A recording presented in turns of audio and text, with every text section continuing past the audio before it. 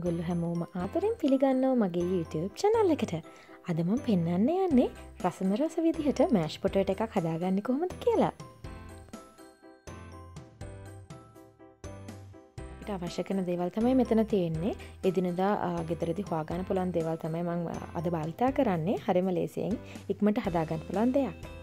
ඉස්සෙල්ලාම අපි හොඳට බොයිල් කරගත්ත අල ටික මේ විදිහට ගෑරපුවක් ආධාරයෙන් හොඳට මෑෂ් කරගන්න ඕනේ. උගලන්ට මෑෂ් එකක් වුණත් යූස් කරගන්න පුළුවන්. මෑෂ් කරගත්ත අලවලට බටර් ටික එකතු කරගන්නවා. මේක රස්නෙම තමයි කරන්න ඕනේ, නැත්නම් බටර් දියවන ගතිය අඩු වෙන නිසා. දැන් මම ඒකට කිරි ටික එකතු කරගන්නවා. කිරි වැඩි එකතු කරන්න එපා. මොකද එතකොට තියාරු ගතිය වැඩි වෙන නිසා.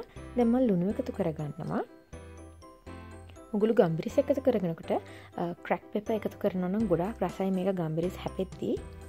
මම එකතු කරගත්ත සියලුම ද්‍රව්‍ය හොඳට කලවම් කරගන්නවා මේ විදිහට. උගලන්ට පේනති පේස්ට් එකක් වගේ තමයි එන්නේ ක්‍රීමි ගතියට. හරිම රසයි මේක. මේ තියෙන්නේ මම හදාගත්ත ක්‍රීමි මෑෂ් පොටේටෝ එක.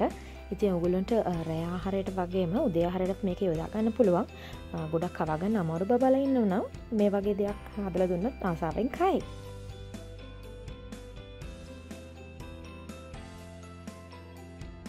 ඔයගොල්ලෝ මගේ වීඩියෝස් වලට කැමති නම් ලයික් කරන්න, share කරන්න and don't forget to subscribe my YouTube channel. See you on next video. Bye.